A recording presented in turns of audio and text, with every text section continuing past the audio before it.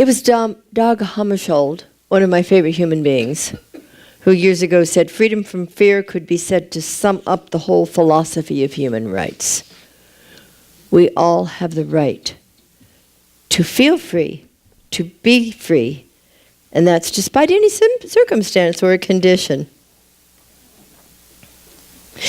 This is the last Sunday of the month of November, and our focus this month has been freedom from fear and error thinking.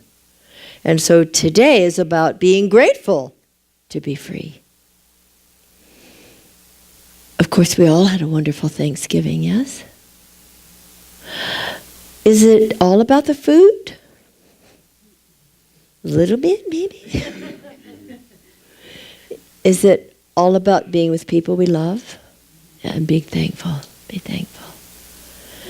And so, as I was telling the kids earlier, my Floridian family flew up to JFK on Thanksgiving Day. I'm rushing the season. They're doing enough of that. And Reverend Mike and I drove up to Manhattan on Thanksgiving Day, and we met them all. We stayed in Midtown Manhattan, and we were together with family. It was so wonderful, and we connected with those of the family members who couldn't be with us there, so we were all connected. And we were able to move beyond the limited belief that you have to cook and bake and clean a lot. It was real different. They did all that for us. We didn't make our beds. We didn't do dishes. We didn't cook, and we had a fabulous feast on the 35th floor of the Marriott Marquis restaurant called View, and it goes around very slowly. It was so cold, we didn't want to get on a double-decker bus. We wanted to be up there just watching all of Manhattan, toasty and warm, as we were eating fabulous food. How was your Thanksgiving? And then we went to see Pretty Woman. Oh, what a musical. And we were all together in everything that we did, and I was so thankful. And I've been thankful every Thanksgiving for every way that we are celebrating that day. And sometimes it's with this group of people, sometimes it's with that one. And is it wonderful to be free of the way we think things are supposed to look? Norman Rockwell we love, but our Thanksgivings aren't always like that. They can be better. They can be different. I've been absolutely alone with God and a veggie tofu stir fry on Thanksgiving, giving thanks that no turkey had to die for me that day. So I would prefer, as you would prefer, to simply be grateful every single moment of every single day. That's for the things we have, the things we don't have. We can be grateful for the things we don't have too, right? We can be thankful that something wonderful has taken place in our lives that's allowed us to transform our thinking from limitation to freedom.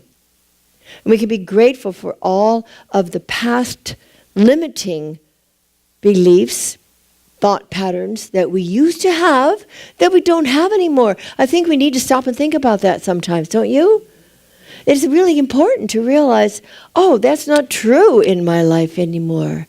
And it may have been 10, 20, 30 years ago, but it isn't anymore. I'm grateful to be free and to be in a different state of mind.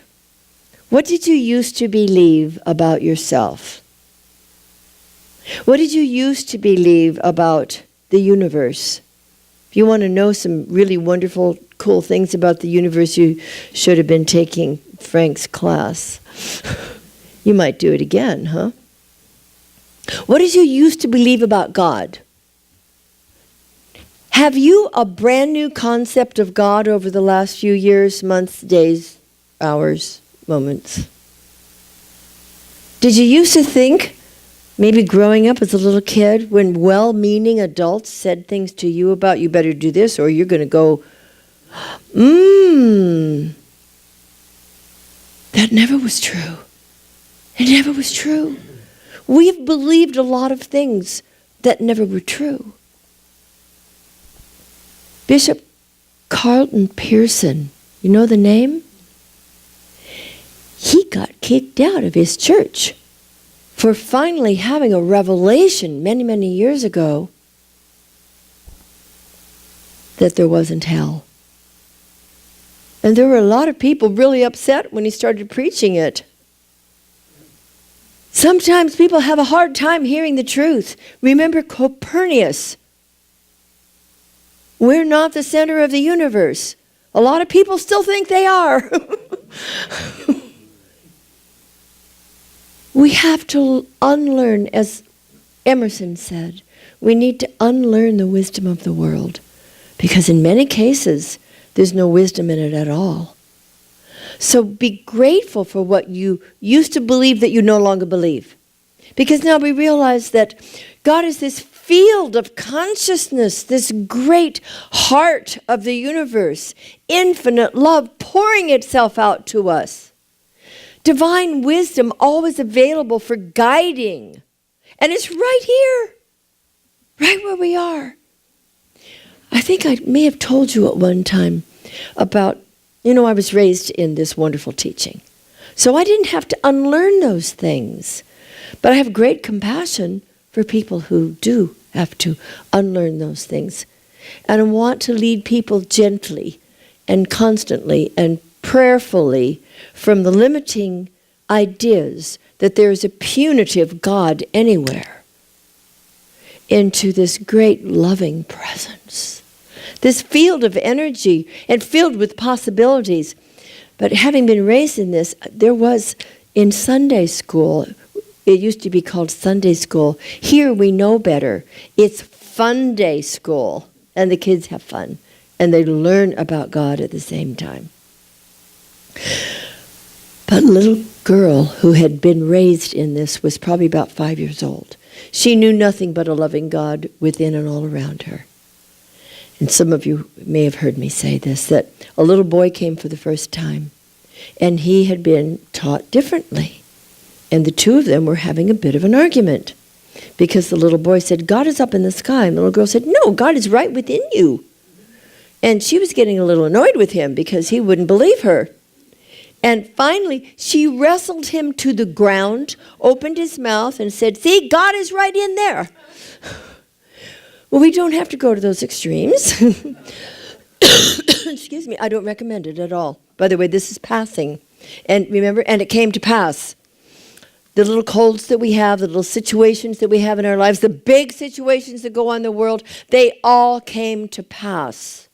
Let's just stay steadfast in our new awareness and lovingly embrace people as we're all moving together into a new spiritual evolutionary consciousness. We are finally accepting the non-permanence of external conditions. It didn't come to stay. It came to pass. We get so involved sometimes, we react because things can be really awful. We react, and that only makes it worse, of course, because we're focusing on that which we don't want more of, and we get more of it. Rather, we wish to change our consciousness and focus on what we do want. That's what spiritual mind treatment is all about. That's what affirmative prayer is about, is saying, yeah, I know that's happening, but it's on its way out. I want to focus on that which is eternally so, which is infinitely correct. So when we stop focusing on those external conditions, then we are at liberty to experience life more fully. Once or twice, you or I might have felt discouraged. Anybody here? Yep, I'll admit to it. Once or twice, or maybe more, we felt that situations were just too dangerous or too difficult to deal with. And they're always going to be too difficult for us to deal with by our human selves, which is why we have this divine field of consciousness, this loving, wise, wonderful presence with which we co-create something more wonderful. And once we remember that and focus on what is true, what is eternal, what is wonderful that we're bringing into our lives, then we change our consciousness, and the conditions magically seem to change. Have you ever noticed that? Even people sometimes become different when we change our minds. So whatever it is, whatever it was, God is bigger than that. Even that simple awareness can help at times. God is bigger than that. We don't revisit the former limitations. Remember how awful it was? How helpful is that? Let's not do that. Let's not do that damaging water cooler talk.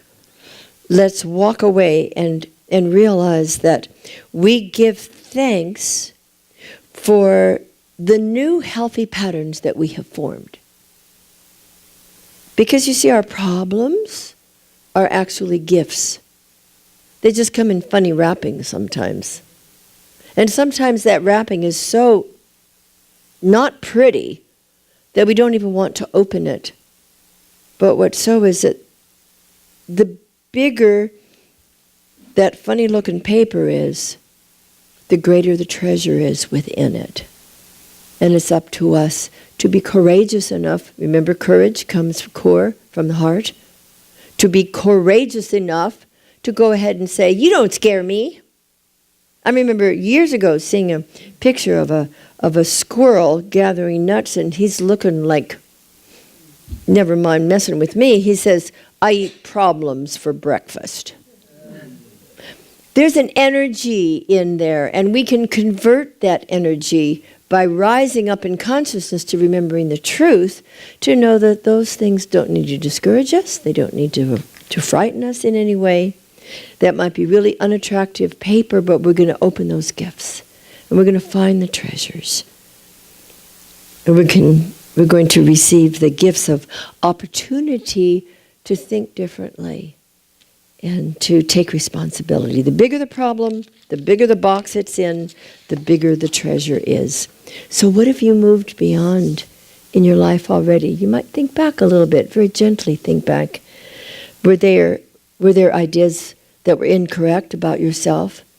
Like, I'm too tall, I'm too short, I'm too skinny, I'm too fat. This thing on the end of my nose is never going to go away. Whatever the things that we grew up, especially as kids, thinking, this isn't pretty, this is not handsome, no one's going to like me, everybody, hey, we guess I'll eat some worms. Remember all those things that we did to ourselves and each other when we were kids? Well, aren't you glad we're beyond that now? And we accept everything about us as beautiful. We had incorrect ideas about ourselves, that we weren't smart enough, that we didn't have a chance because we were a fill in the blank. And because of that, we were limited in an area of fill in the blank. And we've moved beyond that because we've been reading, we've been listening to the wisdom within us, not only reading the good books and listening to inspiring talks that remind us of who we are, but something within us is always naturally present saying, you're bigger than that because God's within you. Because God's all around you. Because you and I are co-creators with this infinite mind and heart of God. Clear thinking, harmonious feeling, intelligent actions, they all bring us to the sweet release of those negative patterns that we don't need anymore. We know Thanksgiving is to be celebrated not just once a year, but every moment of every day. I'm grateful that the rains came to fire-ravaged Northern California. I realize that brings more challenges too, but I'm so grateful that the rains have come. I'm so grateful that our greater worldwide Centers for Spiritual Living community has sent an enormous amount of financial aid, and that individuals continue to do that for those who are literally out in the cold, literally without homes, without provisions. And yet people have stepped up, as we were saying last week. They've stepped up to bring what was needed and wanted, and we're helping as a greater spiritual community worldwide. I'm also grateful that last week, when I was sharing with you about Centers for Spiritual Living Ukraine, that was celebrating 18 years of a presence of our philosophy in Ukraine, including some years ago when the Russian tanks were coming in, and Reverend Barbara Leger came out with her practitioners and stood in the square, not against anything, but for peace. They continue to do that work, and they're celebrating their 18th anniversary, and they asked all of the member CSL communities if they could help some way to continue to strengthen and move that community forward. And they said, if each community in the world would just send us $250, it would make all the difference. Within moments last week, we had $250, which we're sending them this week. Look what you can do. Look how we can look at the challenges, look at a bigger solution, and work together to make a difference. I'm grateful that our spiritual community is lovingly and wisely moving through some challenges. Did you know that individuals in this community sometimes have challenges? Did you know that our community itself sometimes has challenges? And we rise up in consciousness and we support each other working together by calling upon that great creative mind that has all the answers. We just have to be open to them. We just need to let them be revealed through us by choosing faith rather than fear. Because they're just two ends of the same stick. If I'm fearful about something, I'm having faith that something terrible is going to happen. Whereas if I move my consciousness to the other end of that, my consciousness, I need elocution lessons, move my consciousness to the other end of that stick, then I'm living in harmony with the great harmony of this universe. I'm becoming open to those infinite possibilities that exist that I might not have known about yesterday or a year ago. I'm grateful that we remember to rely on Spirit's wisdom to guide us through everything that takes place. I'm grateful to be free of what I used to believe. I'm grateful for you very compassionate, caring, conscious, co-creative community. I'm grateful that we can change our thinking, and we do. I'm grateful that we help each other to do that, and we do. I'm grateful that we're constantly rising above challenges, and we are. I'm grateful that we're transforming our personal lives through transforming our consciousness. That's what we're doing. I'm grateful that we're helping others to do the same. I'm grateful for you. I'm grateful for this beautiful teaching and how we are able to let Spirit just flow through us, to set aside the personal ego long enough to remember that we are all connected. Every single one of us connected with one another, connected with a life stream of potentiality that we can move so effortlessly. We don't need to make it hard because it isn't. It only feels that way sometimes. And so whatever the challenge may be, if you have any, maybe you don't, maybe you're all through with them. Yay! Write your book and let me read it. But whatever the condition may be, whatever the question may be that's lurking in our consciousness now, let's invite the great wisdom of the infinite mind of God and the great love of the beautiful heart of God to come forth through each of us and all of us. It's amazing. When I see you out there and I overhear you chatting at hospitality time, I hear such beautiful, loving support for each other. I don't hear, usually, that you're trying to fix somebody's problem. Oh, once in a while. We forget. But what I do hear is compassionate hearts, listening with love, and infinite wisdom, sometimes being wise enough just to be lovingly quiet while people are sharing what's going on in their lives. And this unspoken truth that perhaps we should speak more often, that there is a power greater than we are, right where we are, and we can use it for good. And that's what we are all about here, so that we can feel so grateful to be so free of the way we used to think and the way we used to believe. And we can give thanks that those were all processes through which we needed to walk at the time. And it also helps us identify with others who are still walking through those processes, and to know deeply within our hearts that everybody is exactly where he and she needs to be right now. And that there is an answer to every question. There is a solution to every problem. And we are so grateful to be free in that knowledge. So will you say with me, I'm free of erroneous beliefs. I'm free of erroneous beliefs. I'm deeply grateful for my ever-expanding faith. Deeply grateful for my ever-expanding faith. I'm so grateful God is in charge. I'm so grateful God is in charge. I give thanks that I am free. I give thanks that I am free. And so, my beloveds, beginneth our lesson. Thanks.